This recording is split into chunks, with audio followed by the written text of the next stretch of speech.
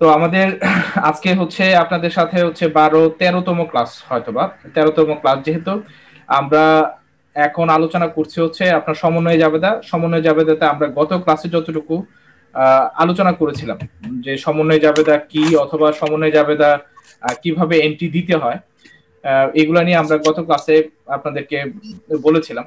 আমি যদি একটু রিমাইন্ড করে দিই যে সমন্বয় জাবেদাটা আমরা গত ক্লাসে যেটা আলোচনা করেছিলাম, যে সমন্বয় জাবেদার এন্ট্রিগুলো আমরা সাধারণত দেখে থাকি যে 3 ধরন বা 4 ধরনের আইটেমের ক্ষেত্রে আপনার সমন্বয় জাবেদাগুলো লাগে। মূলত আমরা বলি হচ্ছে অগ্রিম, যদি আপনার কোনো খরচ আপনি করে থাকেন, অথবা বকেয়া যদি আপনার কোনো খরচ থাকে, সেক্ষেত্রে আপনার সমন্বয় জাবেদার এন্ট্রিগুলো লাগবে।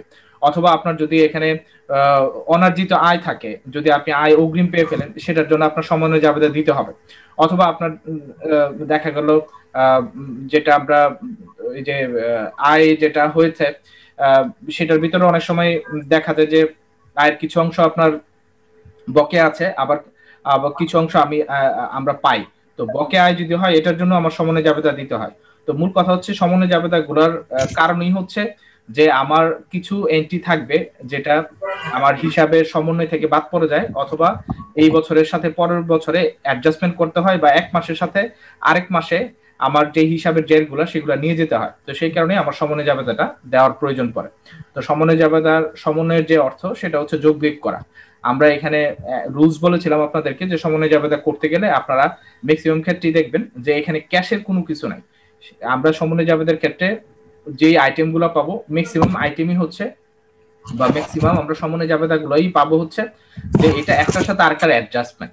যেমন আমি যদি অতিরিক্ত আহ, খরচ করে রাখি, দ্যাট মিনস আমি যদি অ্যাডভান্স আমার স্যালারি অথবা আমি যদি র্যান্ট পে করে থাকি, তাহলে এই অ্যাডভান্সের পুরো অংশটাই আমার ধরেন আমি যদি 6 মাসে হিসাব করি, আমি 1 বছরের জন্য যদি আমি অ্যাডভান্স স্যালারি দিয়ে রাখি বা অ্যাডভান্স র্যান্ট দিয়ে রাখি, তাহলে কিন্তু আমার এই 6 মাস কিন্তু আমি যদি হিসাব করতে যাই, ওই অতিরিক্ত 6 মাসের জন্য যে আমি খরচ করলাম সেটা আমার অ্যাডজাস্ট করতে হয়। তো এই অ্যাডজাস্ট করতে গেলে আমার অ্যাডজাস্টমেন্ট এন্ট্রিটা দরকার পড়ে।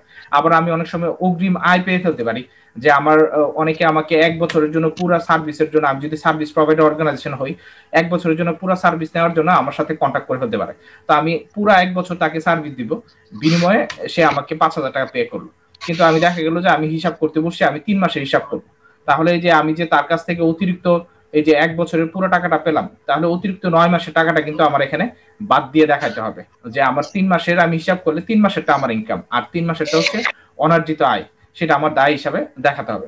তো এইভাবেই আমার অ্যাডজাস্টমেন্ট এন্ট্রিটা আসে। অ্যাডজাস্টমেন্ট মানেই হচ্ছে যেই আমার লেনদেনগুলা হয়ে গেছে, অথবা যেই লেনদেনগুলা প্রথমত যেই লেনদেনগুলা হয়ে গেছে, এইগুলার ভিতরে যদি কোনো যোগ বিয়োগের দরকার পড়ে, মানে এগুলো যদি আমার বাড়ানোর দরকার পড়ে অথবা কমানোর দরকার পড়ে, তখন আমি অ্যাডজাস্টমেন্ট এন্ট্রি দিই।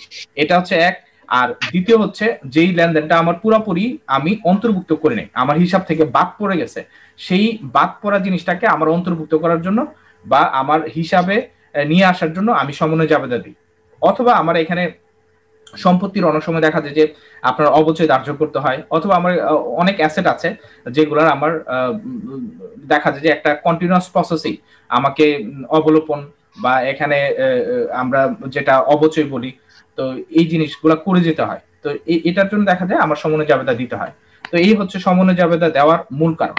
তো আমরা সমন্বয় জাবেদা নিয়ে গত ক্লাসে যেটা আলোচনা করেছিলাম, সমন্বয় জাবেদার আমরা যদি করতে যাই, সমন্বয় জাবেদা করতে গেলে আমাদের আমরা আগে যে এখানে আপনাদের টেবিলে 44টা সমন্বয় জাবেদার যত ধরনের হতে পারে, সবগুলো সমন্বয় জাবেদার সিস্টেম এখানে দেওয়া আছে।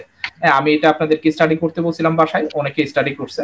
আর যেটা আছে, আমরা এখানে সমন্বয় জাবেদা যখন করতে যাব, আমরা সমন্বয় জাবেদা কয়েক ধরনের পাবো। একটা আমরা পাবো হচ্ছে এইভাবে লেনদেন দেওয়া থাকবে, এটা থেকে আমার সমন্বয় জাবেদা করতে বলতে পারে। তো আমি এইভাবে সমন্বয় জাবেদা করে ফেলতে পারবো, যেভাবে আমার আগেও আমরা জাবেদা করছি সেম ভাবে আমরা এটারও সমন্বয় জাবেদা করে ফেলতে পারবো। শুধুমাত্র আমার খেয়াল রাখতে হবে যাতে আমি এখানে ভুল কোনো দাখিলা না দিই। তো সমন্বয় জাবেদা আমার করতে গেলে আমার এখানে ক্যাশের কোনো আইটেম আসবে না। তো আমরা ওইভাবেই এই দাখিলাগুলো দেব। মানে সমন্বয় জাবেদা মানেই হচ্ছে এই লেনদেনগুলো হয়ে গেছে।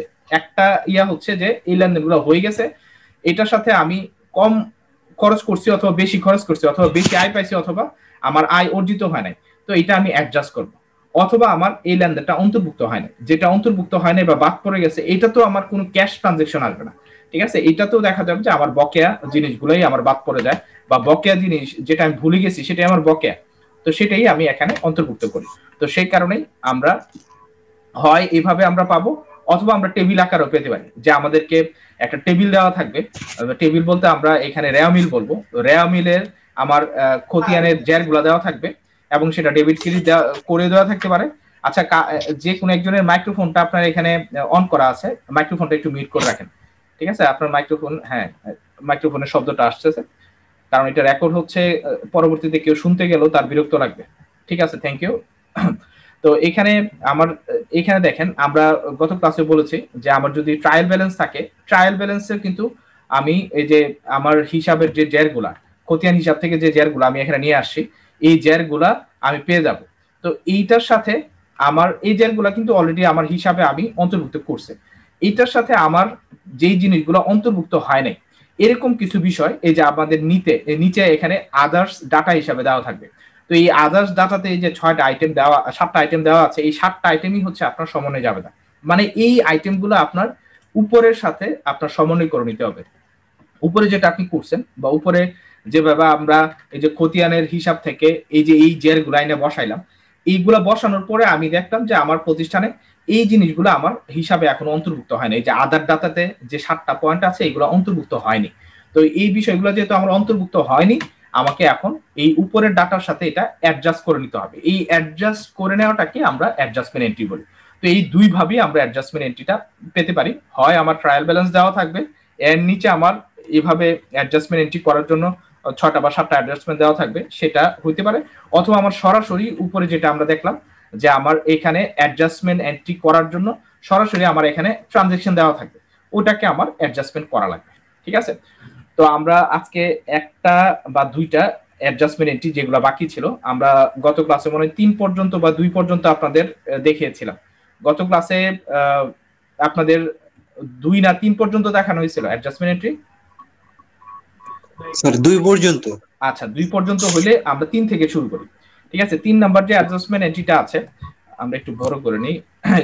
3 নাম্বার যে অ্যাডজাস্টমেন্ট এন্ট্রিটা আছে সেটা আমরা একটু আগে পড়ি। 3 নাম্বারটা হচ্ছে আপনারা এখানে দেখেন, 3 নাম্বারের অ্যাডজাস্টমেন্ট এন্ট্রিটা আপনারা সবাই যারা যারা বাইরে যারা আছেন তাদের কথা ভিন্ন, যারা বাসার ভিতরে আছেন তারা আপনারা কিন্তু পৃষ্ঠা নাম্বার খুলে অ্যাডজাস্টমেন্টটা দেখতে পারেন। পৃষ্ঠা নাম্বার হচ্ছে 84, অ্যাডজাস্টমেন্ট সরি এক্সাম্পলটা দেখতে পারেন। তো এক্সাম্পলটা আমাদের এখানে 3 নাম্বার এক্সাম্পলটা, সুরমা রিভার রিসোর্ট, এখানে এই অ্যাডজাস্টমেন্টটা আমরা এখন পড়বো। তো এটা আমরা উইদিন শর্ট টাইম এটা সলভ করার চেষ্টা করব। তো এই সমন্বয় জাবেদাতে আপনারা দেখেন আমাদের কাছে দেওয়া আছে হচ্ছে, এটা আমরা একটা ট্রায়াল ব্যালেন্স পেলাম। ট্রায়াল ব্যালেন্সের নিচে আমাদের এখানে আদার ডাটা দেওয়া আছে 7টা। তো আমার এইখানে ট্রায়াল ব্যালেন্সটা আপনার ধরেন যে পুরাটা পরে আপনার সময় নষ্ট করার দরকার নেই। ঠিক আছে, ট্রায়াল ব্যালেন্স আপনি পুরাটা পরে সময় নষ্ট করবেন না। আপনার কাজ থাকবে হচ্ছে আপনি সরাসরি, যেহেতু আপনার সমন্বয় জাবেদা করার কাজ, আপনি চলে যাবেন হচ্ছে নিচে আদার ডাটাতে, আদার্স ডাটা যেটা আছে এইগুলো আগে পড়বেন এবং কি রিকোয়ারমেন্ট আছে সেটা পড়বেন। তো আমার আদার ডাটাতে যে দেখেন যেটা লেখা আছে যে insurance expire at the rate of টাকা 300 পার মান্থ, যে প্রত্যেক মাসে 300 টাকা করে ইন্স্যুরেন্স এক্সপায়ার্ড হয়েছে। ঠিক আছে, তার মানে উপরে আমার ইন্স্যুরেন্স এক্সপেন্স আছে। এখন আপনি উপরে যাবেন, উপরে জাস্ট এখানে দেখে আসবেন, আপনি দেখতেও পারেন নাও দেখতে পারেন, আপনি জাস্ট ডাটাগুলো আগে পড়ে ফেলবেন। পড়ে ফেললে আপনি একটা আইডিয়া পেয়ে যাবেন যে উপরের কোন ডাটাগুলো আপনার কাজে লাগবে। উপরের সবগুলো ডাটা আপনার কাজে লাগবে না। ঠিক আছে, তো এরপরে হচ্ছে অ্যাকাউন্টস অফ অগাস্ট 31 শোজ টাকা 500 অফ সারপ্রাইজ অন হ্যান্ড। তার মানে এখানে সারপ্রাইজ আপনার 500 টাকা হাতে আছে। আপনি এখানে উপরে গেলে পাবেন যে সারপ্রাইজ আপনি এক্সপেন্স হিসাবে বা সারপ্রাইজ আপনি নিয়ে শুরু করছিলেন, যে সারপ্রাইজ 3700 টাকা আপনার ছিল, সারপ্রাইজ নিয়ে শুরু করছিলেন আপনি। তো এই সারপ্রাইজটা আমার এখন এই যে 3700 টাকার যে সারপ্রাইজটা আছে এটা এখন আমার হাতে আছে খালি 500 টাকার সারপ্রাইজ। তো এইটা এরপরে হচ্ছে আপনার 3 নাম্বার যেটা আছে, অ্যানুয়াল ডেপ্রিসিয়েশন ইজ টাকা 3000 অন কটেজ এন্ড টাকা 1800 অন ফার্নিচার। তার মানে ফার্নিচার এবং কটেজের উপরে আপনার ডেপ্রিসিয়েশন ধরতে হবে, এটা হচ্ছে মূল কথা।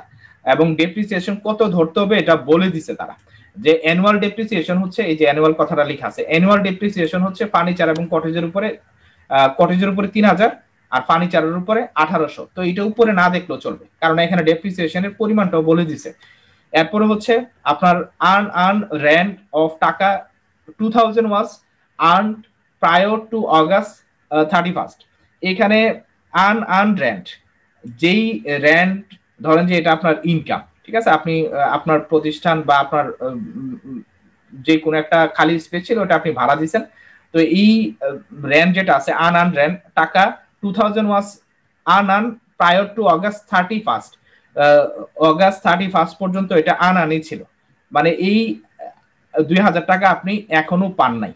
এটা আপনার এই যে আর্ন বলছে তো ইনকাম হিসেবে আপনি এটা চিন্তা করবেন, এটা উপরে আমরা এখানে এটা পাবো, আমরা যখন করতে যাব সমনে যাবে না তখন এটা আমরা পাবো যে আনআর্ন রেন্ট এখানে আছে। আনআর্ন রেন্ট দেখেন এখানে 15,000 টাকার আনআর্ন রেন্ট এখানে দেওয়া আছে, ঠিক আছে। একটু পরে আমরা এটাতে যাব, আমরা আগে বুঝে নেই যে আমার কি কি করতে হবে।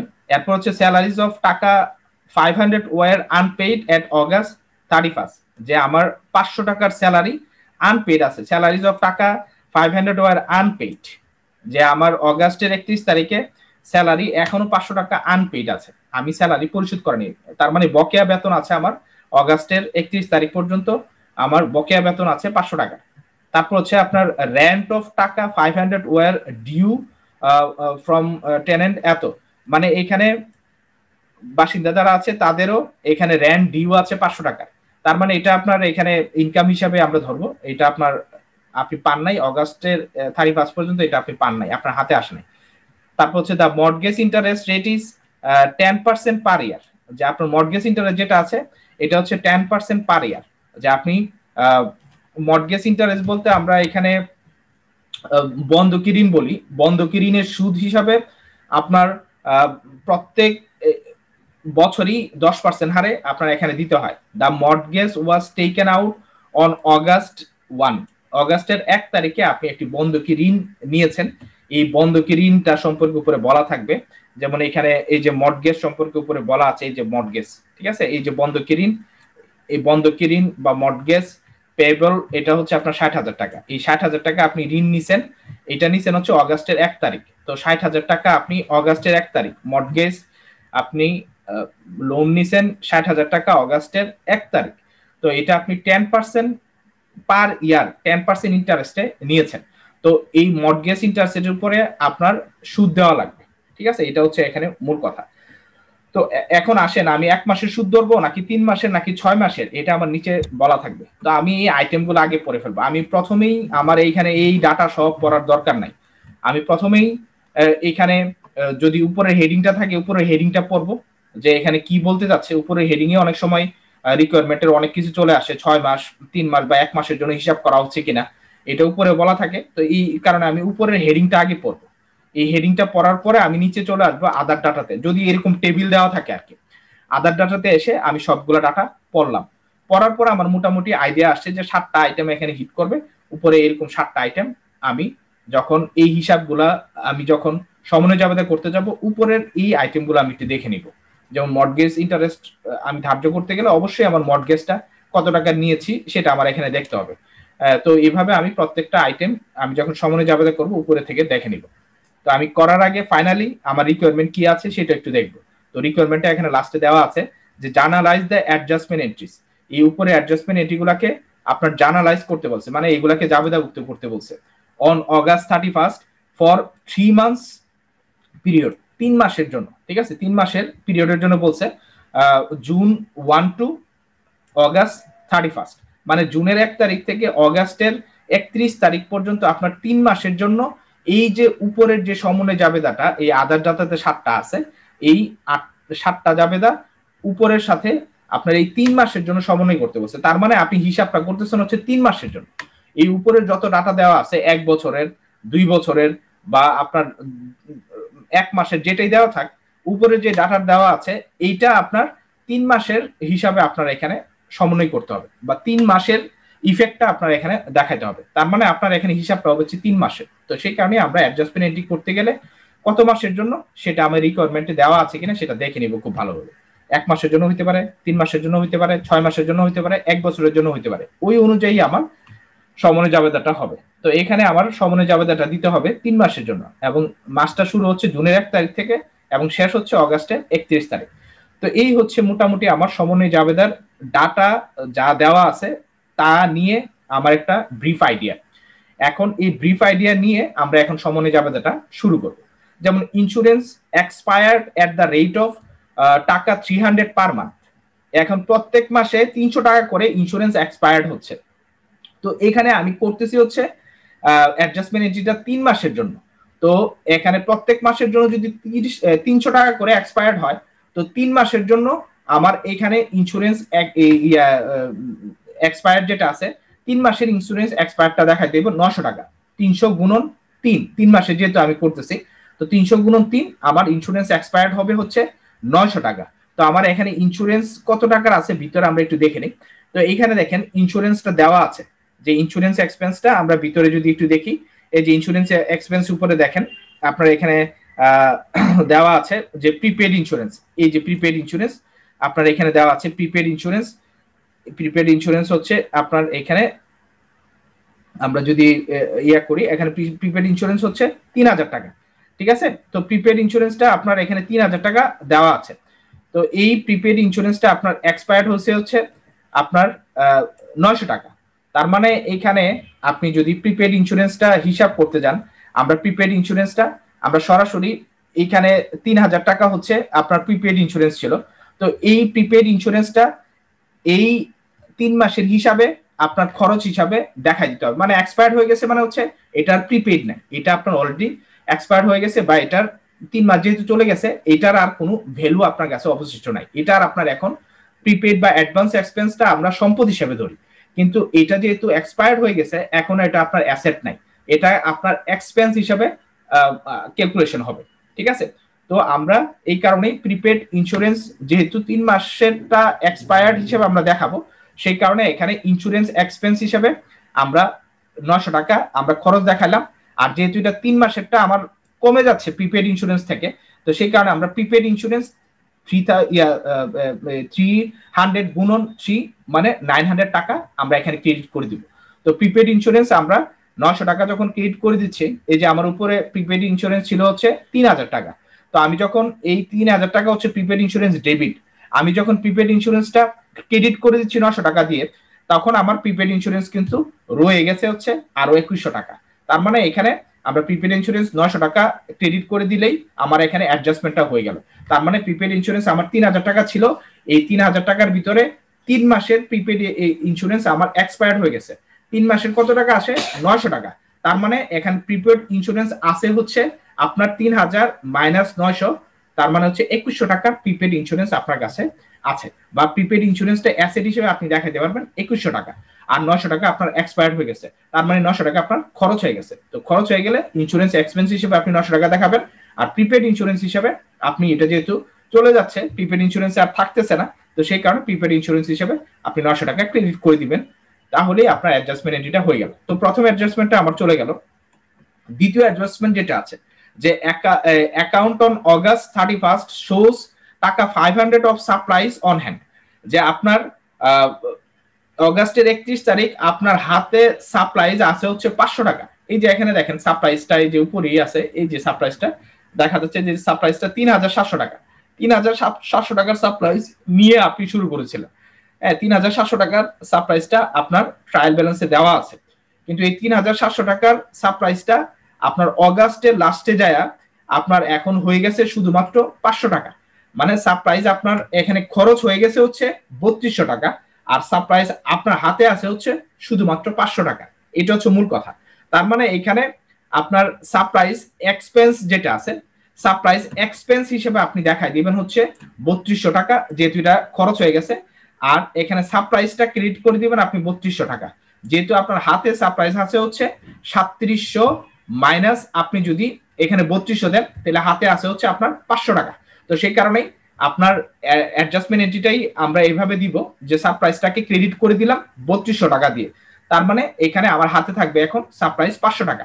তো আমি 3200 যখন সাপ্লাইজ ক্রেডিট করে দিচ্ছি, অটোমেটিকলি কিন্তু আমার হাতে সাপ্লাইজ আছে 500 টাকা। তো এইভাবে আমরা সাপ্লাইজ এক্সপেন্সটা যেটা এখানে অ্যাডজাস্টমেন্ট করতে বলছে, এটার অ্যাডজাস্টমেন্টটা হয়ে গেল। এরপর হচ্ছে 3 নাম্বার, অ্যানুয়াল ডেপ্রিসিয়েশন ইজ টাকা 3000 অন কটেজ এন্ড টাকা 1800 অন ফার্নিচার। যে আপনার বাৎসরিক ডেপ্রিসিয়েশনের কথা বলছে, যে বাৎসরিক ডেপ্রিসিয়েশন আপনার দেখাতে হবে হচ্ছে আপনার কটেজের উপরে এবং ফার্নিচারের উপরে। তো আমরা বার্ষিক ডেপ্রিসিয়েশন যদি দেখাইতে যাই, এখানে আমার বার্ষিক ডেপ্রিসিয়েশনটা আমার বার্ষিকই দেখানো লাগে, কিন্তু আমরা এখানে হিসাব করতেছি হচ্ছে 3 মাসে। তো সেই কারণে আমার এখানে বার্ষিক যে ডেপ্রিসিয়েশনটা আছে এটার ভাইঙ্গা 3 মাসে নিয়ে আসতে হবে। এই কটেজের উপরে 3000 টাকা হচ্ছে 12 মাসে। তো 3000 টাকারে যদি আমি 12 দিয়ে ভাগ দিই, 3000 টাকারে আমি 12 দিয়ে ভাগ দিলে আসবে হচ্ছে আপনার প্রত্যেক মাসের আপনার যে খরচটা সেটা আসবে। এবং এই খরচটা যখন আমি এখানে 3 দিয়ে গুণ দিব, আমার এখানে 3 মাসের যেই অ্যানুয়াল ডেপ্রিসিয়েশন অন কটেজ এটা কিন্তু আমার বের হয়ে আসবে। সেম আমার 1800 টাকা ফার্নিচার হচ্ছে 1 বছরের ডেপ্রিসিয়েশন, এটাকে আমি 12 দিয়ে ভাগ দিলে আমার প্রত্যেক মাসের যে ডেপ্রিসিয়েশনটা সেটা আসবে। এবং প্রত্যেক মাসের ডেপ্রিসিয়েশনটা বের হয়ে গেলে এটারে আমি 3 দিয়ে গুণ দিলে আমার 3 মাসের, যেহেতু আমার এখানে 3 মাসের অ্যাডজাস্টমেন্ট এন্ট্রি দিতে বলছে, 3 মাসের এখানে ডেপ্রিসিয়েশন অন ফার্নিচারটা বের হয়ে যাবে। তো ডেপ্রিসিয়েশন অন ফার্নিচারের যেই আমরা এই অ্যাডজাস্টমেন্ট এন্ট্রি দেই, ডেপ্রিসিয়েশন অন ফার্নিচারের অ্যাডজাস্টমেন্ট এন্ট্রিটা হচ্ছে ডেপ্রিসিয়েশনটা হচ্ছে আপনার খরচ বা ক্ষতি, আমরা ক্ষতি বলি। তো সেই কারণে ডেপ্রিসিয়েশন এক্সপেন্সেসটা হচ্ছে ডেবিট আর অ্যাকুমুলেটেড ডেপ্রিসিয়েশনটা হচ্ছে ক্রেডিট। তো এটাই হচ্ছে ডেপ্রিসিয়েশনের বা ডেপ্রিসিয়েশন অন্তর্ভুক্ত করার আপনার অ্যাডজাস্টমেন্ট এন্ট্রি। তো আমরা যদি এখানে ডেপ্রিসিয়েশন অন্তর্ভুক্ত করার অ্যাডজাস্টমেন্ট এন্ট্রিটা দেই, আমার এখানে এভাবেই দিতে হবে। এটা হোক আপনার কটেজের উপরে ডেপ্রিসিয়েশন, অথবা ফার্নিচারের উপরে, অথবা যে কোনো অ্যাসেটের উপরে। আমার ডেপ্রিসিয়েশন যদি আপনি অন্তর্ভুক্ত করতে যান, ডেপ্রিসিয়েশন অন্তর্ভুক্ত করতে গেলে আমার এখানে সমন্বয় জাবেদা দিতে হবে। ডেপ্রিসিয়েশনটা হচ্ছে আপনার ক্ষতি, ডেপ্রিসিয়েশন এক্সপেন্স ডেবিট করবেন। আর অ্যাকুমুলেটেড ডেপ্রিসিয়েশন মানে ডেপ্রিসিয়েশনটা আপনি যে ক্ষতি হিসাবে দেখান, ক্ষতি হিসাবে দেখায় আপনি লাভের থেকে আপনার যে প্রফিটটা হয়, প্রফিট থেকে এই ক্ষতির অংশটা আপনি কেটে নিয়ে যান। যে এটা আমার ডেপ্রিসিয়েশনে ক্ষতি হিসাবে আমি দেখাই দিলাম, প্রফিটের এই অংশটা আমার এই আসবাবপত্র যে আমি ব্যবহারের ফলে যে নষ্ট হয়ে গেল এইটার জন্য আমি রেখে দিলাম। তো আমার দেখা যায় যে আমি প্রফিট থেকে যে 750 টাকা বা প্রফিট থেকে যে আমি ডেপ্রিসিয়েশনের অংশটা কেটে নেই, এই অংশটা দিয়ে কিন্তু আমি পরবর্তীতে দেখা যায় যে আমার একটা নির্দিষ্ট সময় পরে অ্যাসেটটা যখন আর আমি ইউজ করতে পারি না, ওই যে আমি প্রত্যেক মাসে বা প্রত্যেক বছরে কেটে রাখছি ডেপ্রিসিয়েশনটা, এই ডেপ্রিসিয়েশনের যে অ্যাকুমুলেটেড বা সঞ্চিত যে অংশটা, এটা দিয়ে কিন্তু পরবর্তীতে আমি ওই অ্যাসেটটা আবার কিনি। তো সেই কারণেই আমরা ডেপ্রিসিয়েশনের অংশটা দিয়ে ওইটার জন্য, ওই অ্যাসেটটা কেনার জন্য আমরা একটা সঞ্চিতি তৈরি করি। তো সেই কারণেই আমরা লিখি হচ্ছে depreciation expense debit, accumulated depreciation credit. কারণ এই ডেপ্রিসিয়েশন বা অবচয়গুলো আমরা একটা জায়গাতে সঞ্চিতি করি। সঞ্চিতি পরিমাণ হচ্ছে এটা প্রফিট থেকে আমি কেটে ডেপ্রিসিয়েশন হিসাবে এটারে অন্তর্ভুক্ত করি। তার মানে এটা দিয়ে আমি একটা ফান্ড তৈরি করি। এই ফান্ডটা দিয়ে আমি পরবর্তীতে আবার এই অ্যাসেটটাই, যেটা আমি আর ব্যবহার করতে পারবো না একটা নির্দিষ্ট সময় পরে, ওই ফান্ডটা দিয়েই, যেটা অ্যাকুমুলেটেড হয়েছে ডেপ্রিসিয়েশনের থেকে, ওটা দিয়ে কিন্তু আমি ওই অ্যাসেটটা কিনি। তো সেই কারণেই আমরা এটাকে যখন জাবেদা দেই, সমন্বয় জাবেদা, তখন আমরা এইভাবে অন্তর্ভুক্ত করি depreciation expense debit, accumulated depreciation credit. এটা কটেজের ক্ষেত্রে যা, আমার ফার্নিচারের ক্ষেত্রে তা অ্যাকুমুলেটেড ডেপ্রিসিয়েশন ক্রেডিট। এখানে ফার্নিচার হলে ফার্নিচার লিখবেন, আর এখানে কটেজ হলে কটেজ লিখবেন। এখানে আপনার অ্যাডজাস্টমেন্ট এন্ট্রিটাতে অ্যাডজাস্টমেন্ট এন্ট্রি কি দিবেন, এখানে এটা ভাইটাল ফ্যাক্টর না। এখানে ভাইটাল ফ্যাক্টরটা হচ্ছে যে আপনি টাকাটা সঠিকভাবে দিতে পারছেন কিনা। টাকা কিন্তু এখানে দেওয়া আছে হচ্ছে আপনার 3000 কটেজের জন্য 1 বছরের, আর এখানে ফার্নিচারের জন্য 1800 1 বছরের। কিন্তু আপনি 1 বছরের হিসাব এখানে করছেন না, আপনি করছেন হচ্ছে শুধু 3 মাসের। তার মানে এই প্রত্যেকটারই 12 দিয়ে ভাগ দিয়ে 3 দিয়ে গুণ দিতে হবে, এটাই এখানে করছে। এটারে আপনি 30,000 যদি 12 দিয়ে ভাগ দেন, আমরা এই যে যখন এখানে অ্যাকাউন্টিং এর ইয়াগুলা করব, আপনারা ক্যালকুলেটর নিয়ে বসলেই ভালো। ঠিক আছে, যে আমি এখানে ক্যালকুলেটর আমারটা খুলে নিলাম। ধরেন যে আমরা যদি এখানে আমাদের যে এক্সপেন্সটা আছে 3000 যদি 12 দিয়ে আপনি ভাগ করেন, 3000 12 দিয়ে ভাগ করলে আসবে হচ্ছে কত, আমার 3000 12 দিয়ে ভাগ করলে আসে 250 টাকা। 250 টাকারে আপনি 3 দিয়ে গুণ করেন, তাহলে আপনার আসবে হচ্ছে 750 টাকা। তাহলে আমার এখানে অ্যাকুমুলেটেড ডেপ্রিসিয়েশন হচ্ছে 750 টাকা। এরপরে হচ্ছে আমার এখানে যেটা আমরা ফার্নিচার ডেপ্রিসিয়েশন অন ফার্নিচার, এটা হচ্ছে আপনার 1800 টাকা। 1800 টাকা বলছে হচ্ছে 1 বছরের জন্য। তো আপনার 1800 টাকা যদি 1 বছরের হয়, 1800 ভাগ দিবেন হচ্ছে আপনি 12 দিয়ে। 1 বছরে যেহেতু 12 মাস, 12 দিয়ে ভাগ দিলে আপনার এখানে আসবে হচ্ছে 1800 টাকার জন্য এখানে আসবে 12 দিয়ে ভাগ দিলে আপনার 150 টাকা। ঠিক আছে, তো আমার এখানে 150 টাকা আসলে আচ্ছা, এখানে আপনাদের শেয়ারিংটা ইয়ে হয়ে গেছে।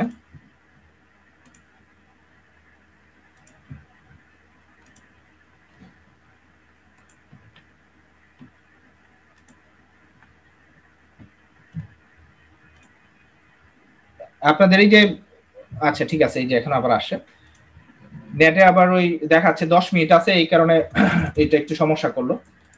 তো আপনাদের এখানে 1800 টাকাকে আপনি যদি ভাগ দেন 12 দিয়ে, এই হিসাবগুলো সহজ, আপনারা এগুলো পারবেন। 1800 আপনি ভাগ দিয়ে 12 দিয়ে ভাগ দিলে প্রত্যেক মাসের খরচটা বের হবে। তো প্রত্যেক মাসেরটা আপনার বের হলে এটারে গুণ দিবেন হচ্ছে যত মাসের বলে, এখানে 3 মাসের বলছে, আপনি 3 দিয়ে গুণ দিলেন। তো 3 দিয়ে গুণ দিলে এখানে আসবে হচ্ছে 450 টাকা। তো আমাদের এখানে ফার্নিচারের জন্য ডেপ্রিসিয়েশন যেটা আছে এটা হচ্ছে 450 টাকা। ঠিক আছে, তো এইভাবেই আমরা অন্তর্ভুক্ত করব। এরপরে হচ্ছে এখানে দেখেন আমাদের এখানে আছে হচ্ছে এরপরে হচ্ছে আন rent of taka 2000 was earned prior to August 31st। এখানে আন রেন্ট যেটা আছে, যে আমরা ভাড়া যেটা আছে, ভাড়াটা আমার এখানে ইন্টারনেটটা সমস্যা।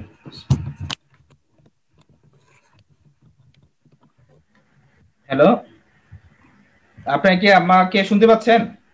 স্যার শুনতে পাচ্ছি স্যার। শোনা যাচ্ছে, শুনতে পাচ্ছি স্যার। স্ক্রিন শেয়ারটা ঠিক আছে তো? জি স্যার ঠিক আছে স্যার। জি স্যার ঠিক আছে। না, আমার এখানে এই যে নেট কানেকশন, হ্যাঁ নেট কানেকশন অফ হয়ে গেছে, আমি তো বুঝতেছি না যে এটা দেখা যাচ্ছে কিনা, এই কারণে আমার একটু ডিস্টার্ব হচ্ছে আর কি। আচ্ছা যাক, দেখা গেলে ভালো। তো আমাদের এখানে যেটা 4 নাম্বার যেটা ছিল, যে আমরা আন rent of taka 2000 was earned prior to August 31st, যে আমরা এখানে অগাস্টের আগে 2000 টাকা আমার এখানে রেন্ট আন হয়েছে। তো আমার এখানে দেখেন রেন্ট রেভিনিউটা যেটা তারা লিখছে, এখানে রেন্ট রেভিনিউটা আন রেন্ট এই যে এখানে আছে 15,000 টাকা। ঠিক আছে, আমরা যেটা আইডেন্টিফাই করছিলাম আন রেন্ট হচ্ছে 15,000 টাকা। এই 15,000 টাকার ভিতরে তারা আন rent of taka 2000 was earned prior to August 31st, যে 31শে অগাস্টের আগ পর্যন্ত আমার এখানে আন যেটা আছে, আমার এখানে এই 2000 টাকা আমার এখনো এটা আনই রয়ে গেছে। ঠিক আছে, তা আন রেন্ট রেভিনিউ যেটা আছে, অনার্জিত আয়টাকে আমরা দায় বলি। এই রেন্ট যেটা আপনি ধরেন যে ভাড়া দিচ্ছেন আপনার যে কোনো একটা অংশ, এটা আপনি 2000 টাকা পান নাই। মোট কথা হচ্ছে এইখানের এন্ট্রিটা হচ্ছে যে আপনি 2000 টাকা অগাস্টের 31 তারিখ পর্যন্ত আপনার রেন্ট বাবদ আপনি পান নাই। রেন্টটা আপনার এখানে ইনকাম হিসেবে তারা বলতেছে, আমরা জেনারেলি দেখি হচ্ছে রেন্টটা হচ্ছে আপনার এক্সপেন্স, কিন্তু এখানে বলতেছে রেন্টটা হচ্ছে আপনি ধরেন যে আপনার যে কোনো একটা অংশ আপনি ভাড়া দিয়ে আয় পাচ্ছেন। তো সেই ক্ষেত্রে আপনি 2000 টাকার আয় আপনি অগাস্টের 31 তারিখ পর্যন্ত আন আছে, মানে আপনি এটা পান নাই। ঠিক আছে, তো সেই কারণে এটা বকেয়া আছে, মানে এটা হচ্ছে বকেয়া আয়। তো বকেয়া আয় যদি আপনি অন্তর্ভুক্ত করতে যান, তো আপনার এখানে আপনি আয় যেহেতু আপনি রেন্ট রেভিনিউ হিসাবে এটাকে ক্রিয়েট করবেন। আর আমরা বকেয়া আয়, যদি আয়টা বকেয়া থাকে, আমরা বলেছি যে বকেয়া আয় হচ্ছে সম্পত্তি, তো আন রেন্ট রেভিনিউ আপনি 2000 টাকা এখানে দেখাই দিবেন। ঠিক আছে, রেভিনিউটা হচ্ছে ইনকাম। এই রেভিনিউটাই যখন আপনি বকেয়া থাকবে, যে কারো কাছে এই টাকাটা আপনি পাবেন, তার মানে এটা প্রাপ্য হয়ে গেল। প্রাপ্য হয়ে গেলে এই প্রাপ্য আয় আপনি সম্পত্তি হিসাবে লিখে দিবেন। এই কারণে আন রেন্ট রেভিনিউটা 2000 টাকা এখানে সম্পত্তি হিসাবে দেখানো হয়েছে। এরপরে হচ্ছে আপনার এখানে 5 নাম্বার যেটা আছে, salary of taka 500 war unpaid at August 31st, যে এখানে স্যালারি 500 টাকা আনপেইড আছে, তার মানে এখানে স্যালারি বকেয়া আছে 500 টাকা। স্যালারি বকেয়া থাকলে আপনার সিম্পল যাবে না, আপনার salary expense debit, salary payable credit. ঠিক আছে, খরচ হিসেবে আপনি স্যালারি এক্সপেন্সটা ডেবিট করবেন আর স্যালারি পেয়েবলটা ক্রেডিট করবেন। এখানে আপনাদের অনেকেরই মনে কোশ্চেন নিতে পারে যে স্যার এটা তো এই যে স্যালারি এখানে বলছে যে 500 টাকা এখানে পেড করা হয়নি, তাহলে এটা এইভাবে লিখবো কেন? তো আপনি এটা যখন সমন্বয় জাবেদা করবেন, সমন্বয় জাবেদা করলে আপনি খেয়াল রাখবেন যে আপনার সমন্বয় জাবেদা দেনই হচ্ছে, আমি শুরুতেই বলেছি যে আপনার অনেকগুলো আইটেম আপনার হিসাবে অন্তর্ভুক্ত হওয়া থেকে বাদ পড়ে যায়। তো এটাও এরকম একটা আইটেম যে স্যালারি আপনি 500 টাকা পরিশোধ করেন নাই, তার মানে এটা আপনি এখনো হিসাবে ধরেনই নাই। তো সেই কারণেই এটা আপনি পরিশোধ যেহেতু করেন নাই, তার মানে এটা বকেয়া স্যালারি। তো সেই কারণেই আপনি স্যালারি এক্সপেন্স হিসেবে এটা ডেবিট করলেন, তার মানে এটা স্যালারি হিসেবে আপনি অন্তর্ভুক্ত করলেন যে এটা দিতে হবে আপনার। আর যেহেতু এটা আপনার বকেয়া আছে, আপনি এখনো দেন নাই, সেই কারণে এটা পেয়েবল হিসেবে আপনি ক্রিয়েট করবেন, আপনার দায় এটা। ঠিক আছে, এরপরে হচ্ছে আপনার এখানে rent of taka 500 were due from tenant at August 31 যে আপনি রেন্টাল আপনার এখানে যারা বাসিন্দা আছে তাদের কাছ থেকে 500 টাকা আপনি এখনো রেন্ট বাবদ পান নাই। রেন্ট বলতে আপনার এখানে আমরা এখানে কিন্তু রেন্ট এখানে রেভিনিউ হিসেবে তারা দেখাচ্ছে যে আপনি রেন্টটা আপনার এখানে ভাড়া হিসেবে আপনি পাচ্ছেন। তো সেই কারণে রেন্ট রেভিনিউটা আপনি এখানে ক্রিয়েট করবেন, যেহেতু এটা বকেয়া আয় সম্পত্তি, ঠিক আছে, আপনি টেনেন্ট বা বাসিন্দা থেকে পান নাই। তো এখানে আপনি অ্যাকাউন্ট রিসিভেবল বা দেনাদারি তৈরি হলো আপনার। তো সেই কারণে আপনি এখানে অ্যাকাউন্ট রিসিভেবল বা দেনাদার লিখতে পারবেন, অথবা আপনি এখানে আন রেন্ট রেভিনিউ লিখে দিতে পারবেন, এতে কোনো ভুল হবে না। আন রেন্ট রেভিনিউ লিখে যাবে, অথবা রেন্ট আপনি এখানে আন রেন্ট রেভিনিউ না লিখে অ্যাকাউন্ট রিসিভেবলও এখানে লিখতে পারবেন, ঠিক আছে। এরপরে হচ্ছে আপনার যেটা হচ্ছে দা মর্টগেজ ইন্টারেস্ট রেট ইজ 10% পার ইয়ার, যে আপনার মর্টগেজ ইন্টারেস্টটা হচ্ছে আপনার প্রত্যেক বছর 10% হারে আপনার দিতে হয়। তো মর্টগেজটা আপনি নিছেন, যে এখানে লেখা আছে 60,000 টাকা আপনি মর্টগেজ দিচ্ছেন, 60,000 টাকা আপনি মর্টগেজ ইন্টারেস্ট নিলে, তো 60,000 টাকার উপরে এক বছরের আসে হচ্ছে 6,000 টাকা। আপনি 10% ধরলে এক বছরের ইন্টারেস্ট আসবে হচ্ছে 6,000 টাকা। 6,000 টাকা হচ্ছে 12 মাসের ইন্টারেস্ট। তো আপনার দরকার হচ্ছে 3 মাসের ইন্টারেস্ট, ঠিক আছে। তো 3 মাসের ইন্টারেস্ট হলে আপনি 6,000 টাকারে 12 দিয়ে ভাগ দেন, 3 দিয়ে গুণ দেন, তাহলে আপনার টাকাটা বের হয়ে যাবে যে আপনার ইন্টারেস্ট এক্সপেন্স কত টাকা। তো আপনার টাকাটা বের হবে হচ্ছে 500 টাকা। আচ্ছা 500 টাকা এটা কিভাবে বের হচ্ছে, two record the interest on the mortgage payable for the current. আচ্ছা এখানে আপনার দেওয়ার দরকার ছিল হচ্ছে 3 মাসের, ঠিক আছে, কিন্তু এখানে দেখেন আমরা যদি এই লাস্টের অংশটা না পড়ি, এই যে আমরা যে ভুলটা করতে যাচ্ছিলাম এই ভুলটা হয়ে যেত। আপনার এখানে আমরা মর্টগেজ লোনটা নিছি হচ্ছে একদম যেই মাসে আমি হিসাব করতেছি অগাস্ট মাসে, এই মাসের শুরুতে। আমি কিন্তু জানুয়ারির প্রথম থেকেই আমার ব্যবসাটা চালাচ্ছি, জানুয়ারি 1 তারিখ থেকে আমি হিসাব করা শুরু করছি, কিন্তু আমি মর্টগেজ লোনটা নিছি হচ্ছে যেই মাসে আমি আমার ব্যবসার হিসাবটা ক্লোজ করব সেই মাসে। তার মানে আমি অগাস্টের 1 তারিখে আমি এখানে মর্টগেজ লোনটা নিছি, যে এখানে বলা আছে the mortgage was taken out of August 1। তার মানে এখানে আপনি জুন থেকে যদি অগাস্ট পর্যন্ত হিসাব করেন 3 মাস, কিন্তু মর্টগেজ লোনটা আসলে আমার এখানে খাটছে হচ্ছে 1 মাস, কারণ আমি এটা অগাস্টে নিছি, অগাস্টের 1 তারিখ নিছি, আমি অগাস্টের 31 তারিখ আমার হিসাবটা ক্লোজ করতেছি। তার মানে আমি মর্টগেজ লোনের ইন্টারেস্ট দিব হচ্ছে শুধু 1 মাসের। তো শুধু 1 মাসের ইন্টারেস্ট আসবে হচ্ছে, 1 বছরের যেহেতু ইন্টারেস্ট 6,000 টাকা, তাহলে 1 মাসের ইন্টারেস্ট হচ্ছে 500 টাকা। আপনি 12 দিয়ে ভাগ দিলেই 500 টাকা আসবে। তো সেই কারণে এখানে 500 টাকা দেখাইছে যে ইন্টারেস্ট এক্সপেন্সেস মর্টগেজ 500 টাকা, এবং ইন্টারেস্টটা এখন আপনি পেড করেন না, ঠিক আছে, এই কারণে ইন্টারেস্ট পেয়েবল আপনি দেখাবেন 500 টাকা। তো এইভাবেই আমাদের এখানে সমন্বয় জাবেদা, যত ধরনের সমন্বয় জাবেদা আছে এভাবেই আপনাদের ধরে ধরে বুঝে বুঝে এগুলো সলভ করতে হবে, ঠিক আছে। তো এইভাবে আপনি সলভ করতে থাকলে সমন্বয় জাবেদা অজস্র আছে।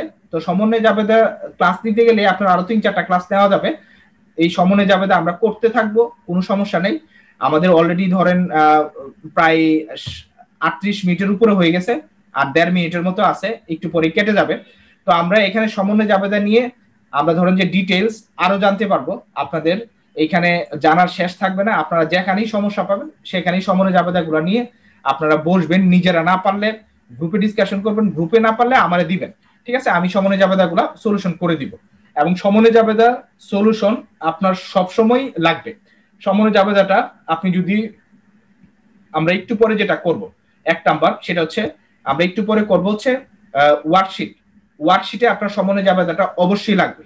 তার মানে আমরা ওয়ার্কশিটে যেও সমন্বয় জাবেদা শিখতে পারবো। তো সেই কারণে আমি আর এখানে সমন্বয় জাবেদা আলোচনা করব না, ওয়ার্কশিটে আমরা সমন্বয় জাবেদা একটু পরে শুরু করব।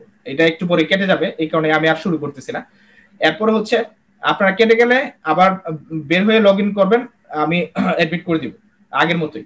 তো এখানে সমন্বয় জাবেদাটা আপনার, আমরা এখানে শুধুমাত্র ওয়ার্কশিটে লাগবে এরকম না, ওয়ার্কশিটের পরে আমরা যখন ইনকাম স্টেটমেন্ট করতে যাব, ইনকাম স্টেটমেন্টে অবশ্যই সমন্বয় জাবেদাটা সলভ করেই আপনার এই ইনকাম স্টেটমেন্টটা তৈরি করতে হবে।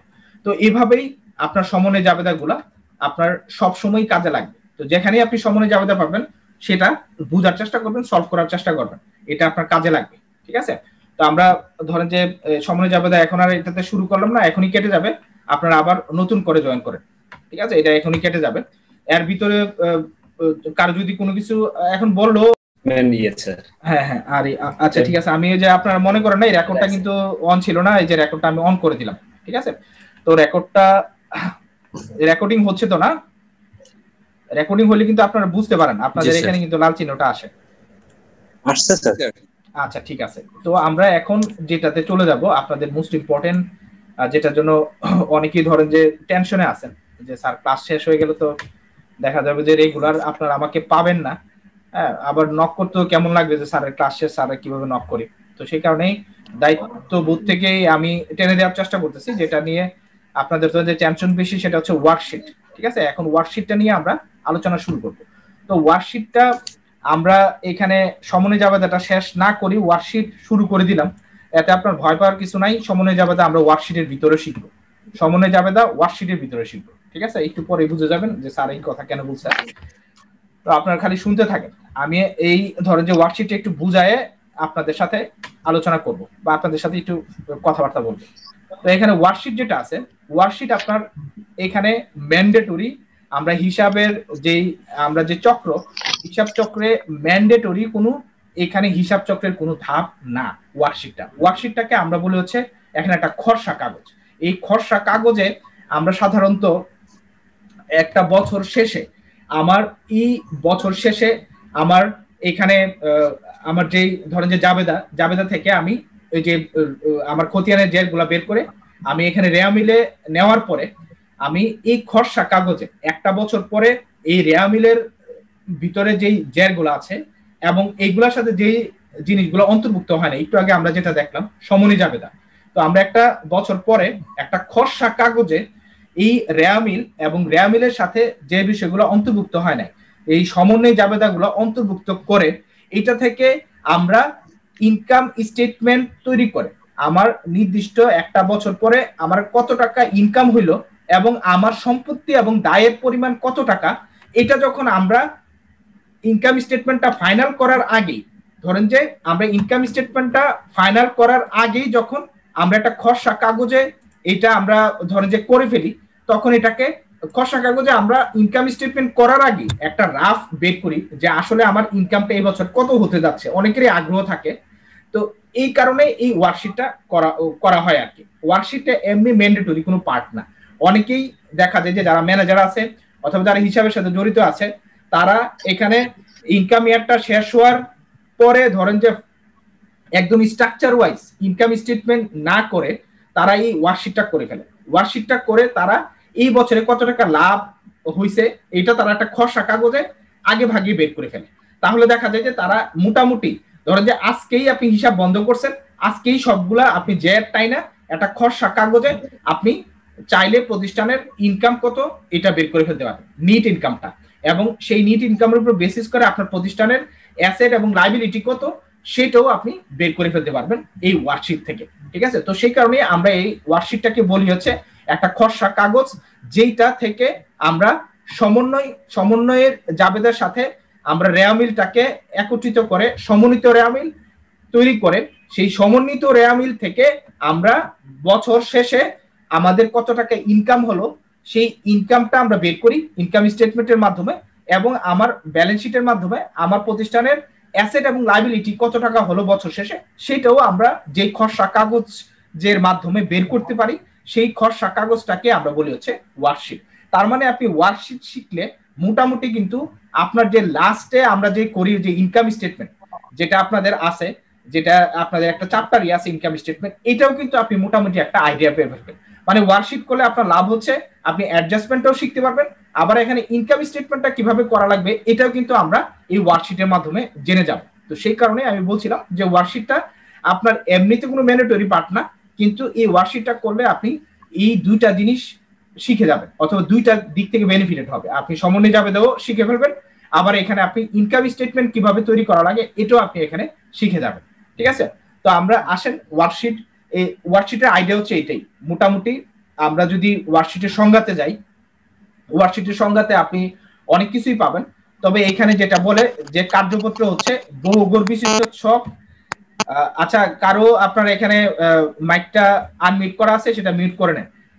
তো এখানে দেখেন কার্যপত্র হচ্ছে বহুঘর বিশিষ্ট ছক যা সমন্বয় প্রক্রিয়া সম্পাদন এবং আর্থিক বিবরণী, ঠিক আছে, আর্থিক বিবরণী প্রস্তুত করার জন্য ব্যবহার করা হয়। এই যে সমন্বয় প্রক্রিয়া সম্পাদন এবং আর্থিক বিবরণী প্রস্তুত করার জন্য ব্যবহার করা হয়। তো আমি যেটা বলছি যে ওয়ার্কশিটটা হচ্ছে এরকম একটা খসড়া কাগজ যেটার মধ্যে আমরা এই যে রেয়ামিলের সাথে সমন্বয় জাবেদাগুলো একত্রিত করে সমন্বিত রেয়ামিল তৈরি করি, এবং সেই সমন্বিত রেয়ামিল থেকে আমি আমার ইনকাম স্টেটমেন্ট বা আর্থিক বিবরণী যেটা আছে সেটা আমরা তৈরি করে ফেলতে পারি। এবং ইনকাম স্টেটমেন্ট তৈরি করলে আমরা এখান থেকে নেট ইনকামটা কত সেটা বের করে ফেলতে পারবো, এবং এটার পরে আমরা এই যে অ্যাডজাস্টেড যে ট্রায়াল ব্যালেন্স আছে এটার বাকি অংশ যেগুলো আছে, যে আমরা জানি যে আমাদের হিসাবে সাধারণত 5 ধরনের আইটেম থাকে।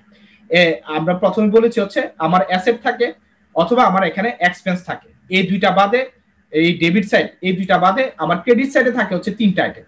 ক্রেডিট সাইডে হচ্ছে আমরা থাকে হচ্ছে আয়, দায় এবং এখানে মালিকের মূলধন, এই 3টা জিনিস থাকে হচ্ছে ক্রেডিট সাইডে। তো মোট কথা হচ্ছে আধুনিক হিসাব অনুযায়ী আপনার 5টা হিসাব। তো আপনি যতগুলা আইটেমই আপনি ধরেন যে রেয়ামিলে পান, রেয়ামিলের ভিতরে যত আইটেম আছে সবগুলো আইটেম এই 5 ক্যাটাগরির ভিতরে। তো এই 5 ক্যাটাগরির ভিতরে যেহেতু সব আইটেম, আপনি যখন ইনকাম স্টেটমেন্ট করতে যাবেন, আপনি শুধুমাত্র যখন প্রফিট বের করতে যাবেন, আপনার দরকার পড়বে হচ্ছে 2 ধরনের আইটেম। একটা হচ্ছে আপনার ইনকাম, আর একটা হচ্ছে আপনার এক্সপেন্স। তো আপনি যেই ইনকামটা আপনার হইছে এই ইনকামটা আপনি ক্রেডিটে লিখবেন, এবং এইটার এগেইনস্টে আপনি ডেবিটে এই ইনকামটা আপনার জেনারেট করতে যে খরচগুলো আছে এটা ডেবিটে লিখবেন। এই ইনকাম থেকে আপনি ডেবিটের খরচগুলো বাদ দিলে যেটা থাকে সেটাই হচ্ছে আপনার নেট প্রফিট। তো এটা আপনি যখন এই ওয়ার্কশিট করবেন, আপনি কিন্তু এই ইনকাম স্টেটমেন্টের মাধ্যমে আপনি এই প্রথম যে পার্টটা আছে আপনি ইনকাম বের করার, এই ইনকাম বের করার পার্টে কিন্তু আপনি এটা করে ফেলতে পারতেছেন আর্থিক বিবরণীতে। এরপরে যেটা আছে আপনার এই অ্যাডজাস্টেড যে ট্রায়াল ব্যালেন্স আছে এইটার ভিতরে আমাদের 2 ধরনের খরচ চলে গেল, মানে 2 ধরনের হিসাব আমরা এখন বাদ দিয়ে দিলাম। একটা হচ্ছে আপনার ব্যয় আর একটা হচ্ছে আয়। ব্যয় আয় চলে গেলে আমার থাকে হচ্ছে আর 3টা জিনিস। এই 3টা জিনিস হচ্ছে আমার অ্যাসেট, লাইবিলিটি এবং আমার এখানে ওনার সিকিউরিটি। তার মানে এই 3টা জিনিস যায়, অথবা এই 3টা জিনিসের ইফেক্টটা পরে হচ্ছে আপনার এখানে ব্যালেন্স শিটে। তো ব্যালেন্স শিটটাকে আমরা বলি হচ্ছে উদ্বৃত্তপত্র, যেখানে সম্পত্তি এবং দায়ের একটা বিবরণ এখানে দেওয়া থাকে প্রতিষ্ঠানে। তো আমরা এই যে একটু আগে যেটা বললাম যে অ্যাডজাস্টেড ট্রায়াল ব্যালেন্সের ভিতরে বা সমন্বিত আমার রেয়ামিলের ভিতরে আমার যত ধরনের আইটেম আসুক সবগুলারে 5টা ভাগে ভাগ করা যায়। তো 2টা ভাগ আমরা ইউজ করি হচ্ছে আয় ব্যয়, এটা হচ্ছে নেট মুনাফা বের করার জন্য, আর 3 ধরনের যেই আইটেমগুলো আছে এইগুলা সব চলে যায় হচ্ছে আপনার ব্যালেন্স শিটে। তো ব্যালেন্স শিটে এগুলা হয় অ্যাসেট হিসাবে অ্যাসেট সাইডে বসে যায়, অথবা আপনার এখানে লাইবিলিটিস হিসাবে এটা ক্রেডিট সাইডে বসে যায় লাইবিলিটি সাইডে, অথবা এটা মূলধন হিসাবে ওনার সিকিউরিটি হিসাবে এটা ক্রেডিট সাইডে বসে যায়। এবং ইনকাম স্টেটমেন্ট থেকে যে নেট ইনকামটা আছে সেটাও ওনার সিকিউরিটির পাশে বা এখানে মালিকের মূলধনের সাথে অ্যাড হয়, অথবা এটা আমরা ক্রেডিট সাইডে বসাই। এই হচ্ছে আপনার এই ওয়ার্কশিটের মূল কাজ। ওয়ার্কশিটে আমরা সাধারণত এই কাজটাই করি। এখন আসেন আমি যা কিছু আপনাদেরকে এতক্ষণ বললাম থিওরিটিক্যালি, এইটা আপনারা আমি একটু প্র্যাকটিক্যালি দেখাই নিয়ে আসি। এই হচ্ছে আমাদের ওয়ার্কশিট, ঠিক আছে? এই যে ওয়ার্কশিট আপনি পড়তে গেলে ওয়ার্কশিট দেখতে পাচ্ছেন তো সবাই?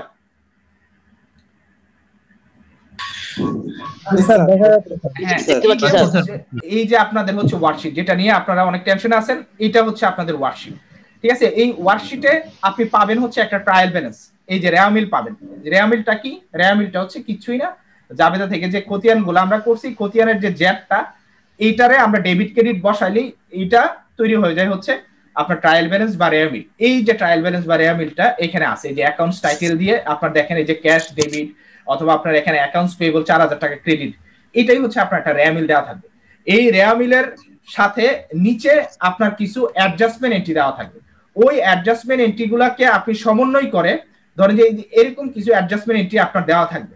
এই অ্যাডজাস্টমেন্ট এন্ট্রিটারে সমন্বয় করে আপনার এইখানে বসাইতে হবে। এই অ্যাডজাস্টমেন্ট এন্ট্রিটা আপনার এই ডেবিট বা ক্রেডিটে বসাইতে হবে। তার মানে হচ্ছে ট্রায়াল ব্যালেন্সটা আপনার দেওয়া থাকে ওয়ার্কশিট করার সময়।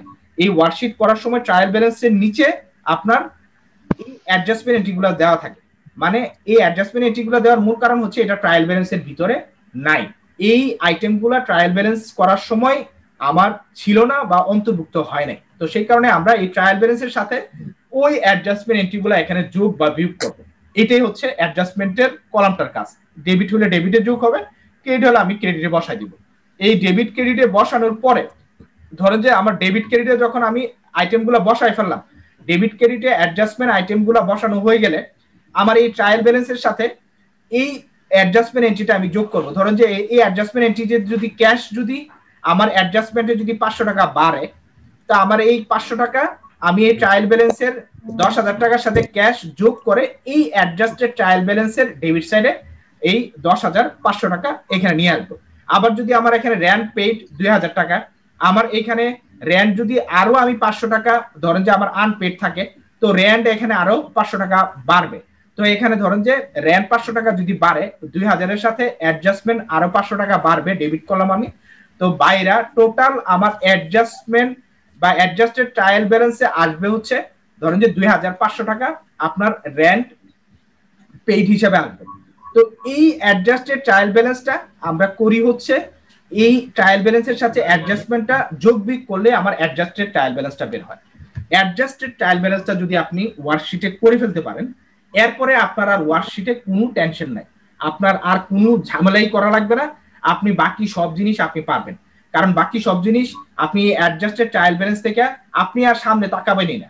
আপনি অ্যাডজাস্টেড ট্রায়াল ব্যালেন্স থেকে আপনি যদি আইটেমটা এক্সপেন্স রিলেটেড হয়, আপনি ইনকাম স্টেটমেন্টে ডেবিট সাইডে বসাই দিবেন। আপনার এই অ্যাডজাস্টেড ট্রায়াল ব্যালেন্সের আইটেমটা যদি ক্রেডিট হয়, আর সরি ব্যয় হয়, ইনকাম হলে আপনি ইনকাম স্টেটমেন্টের ডেবিট সাইডে বসাই দিবেন। আর যদি সেটা ধরেন যে সরি ইনকাম হলে ইনকাম স্টেটমেন্টের ক্রেডিট সাইডে বসাই দিবেন। আর এই অ্যাডজাস্টেড ট্রায়াল ব্যালেন্সের আইটেমটা যদি আপনার এক্সপেন্স হয়, আপনি ইনকাম স্টেটমেন্টের ডেবিট সাইডে সেটা বসাই দিবেন। তাহলে ডেবিট ক্রেডিটে আপনি ইনকাম এক্সপেন্স ইনকাম স্টেটমেন্টটা আপনি বসায় নিচ পর্যন্ত আইসা ইনকাম থেকে যদি এক্সপেন্সটা কম হয়, আপনার নেট প্রফিটটা বের হয়ে যাবে। এরপরে আপনি এখান থেকে যা নিয়ে গেছেন ইনকাম স্টেটমেন্টে ব্যয় এবং আয় জাতীয় যেই হিসাবগুলা, এইগুলা আর কোনো আপনার ধরতেই হবে না, এইগুলা একদমই আপনার কমপ্লিট হয়ে গেল, এইগুলার আর কোনো কাজই নাই। এখন আপনার যে আইটেমগুলো বাদ আছে, এইগুলা হয় আপনার অ্যাসেট, নাইলে লাইবিলিটি, নাইলে ওনার সিকিউরিটি। এইগুলো আপনি এই অ্যাডজাস্টেড ট্রায়াল ব্যালেন্সের এই ব্যালেন্সগুলো থেকে অ্যাসেট হইলে আপনি ধরেন যে ক্যাশটা হচ্ছে অ্যাসেট, ক্যাশটা আপনার এই ইনকাম স্টেটমেন্টে আসে না। তো এই ক্ষেত্রে আপনার ক্যাশটা চলে যাবে সরাসরি হচ্ছে ট্রায়াল ব্যালেন্সের ডেবিট সাইডে, আর সরি ব্যালেন্স শিটের ডেবিট সাইডে। অ্যাকাউন্ট রিসিভেবল এটাও আপনার এখানে ইনকাম স্টেটমেন্টে আসবে না, এটা ব্যালেন্স শিটের ডেবিট সাইডে, এটা সম্পত্তি হিসাবে এখানে চলে আসবে। আবার এখানে ধরেন যে ক্যাপিটাল যেটা আছে, ক্যাপিটালটা আপনার ইনকাম স্টেটমেন্টে ডেবিট বা ক্রেডিটে আসবে না। তার মানে এই আইটেমটা যাবে হচ্ছে ব্যালেন্স শিটের ক্রেডিট সাইডে ক্যাপিটাল। তো এইভাবে আপনি এইখানে অ্যাডজাস্টেড ট্রায়াল ব্যালেন্স থেকে এই যে আইটেমগুলা, এইগুলা যদি অ্যাসেট বা এখানে লাইবিলিটির হয়, আপনি এখানে ব্যালেন্স শিটে অ্যাসেট অথবা লাইবিলিটির সাইডে এগুলো বসাই দিলে আপনার যোগ বিয়োগ করলে অ্যাসেট এবং লাইবিলিটি যদি মিলে যায়, আপনি এখান থেকে ইনকাম স্টেটমেন্টের যে নেট প্রফিট এটাও এখানে ক্রেডিট সাইড নিয়ে যাবেন। নিয়ে গেলে যোগ বিয়োগ করলে যদি আপনার ডেবিট ক্রেডিট মিলে যায়, তাহলে আপনি বুঝবেন যে আপনার ট্রায়াল ব্যালেন্স মিলে গেছে, তার মানে আপনার অ্যাকাউন্টটা একুরেট আছে। তো আপনার ট্রায়াল ব্যালেন্স করলে অ্যাকাউন্টের একুরেসিটাও বের হয়ে যায়, যে আপনার অ্যাকাউন্ট এতক্ষণ যা কিছু করছেন সবকিছু ঠিক আছে। তো মানে সমন্বয় করার পরে আমরা সমন্বয়ের আগ পর্যন্ত শুদ্ধতা যাচাই করি হচ্ছে আপনার রেয়ামিল দিয়ে। এরপরে যখন রেয়ামিলের পরেও যখন হিসাব আসে, আচ্ছা আমি শেষ করতেছি, রেয়ামিলের পরেও যখন হিসাব আসে, তার মানে সমন্বয় করা লাগে আমার। যখন সমন্বয়ের পর থেকে আমি এটা শুদ্ধতা যাচাই করি হচ্ছে আমার ওয়ার্কশিট দিয়ে, ঠিক আছে। তো এইভাবেই আমরা ওয়ার্কশিটটা আমরা গাণিতিক শুদ্ধতা যাচাইয়ের জন্য করে থাকি, ঠিক আছে। আচ্ছা এখন বলেন কে কি বলতে চাচ্ছিলেন? স্যার ইংলিশ ক্লাস শুরু হয়ে গেছে, স্যার ফোন দিছিল। আচ্ছা ঠিক আছে, তো ইংলিশ ক্লাস শুরু হয়ে গেলে আপনারা ইংলিশ ক্লাসে জয়েন করেন।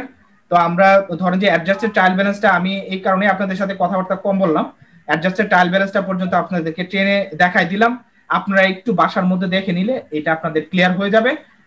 ক্লিয়ার না হলেও আমরা নেক্সট ক্লাসে, যেহেতু শুক্রবারে ক্লাস আছে, ইনশাআল্লাহ ওইখানে দেখা হবে।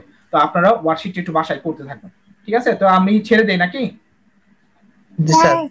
আচ্ছা তো ঠিক আছে, তো সবাই ভালো থাকবেন। আমাদের একটা প্রশ্ন ছিল।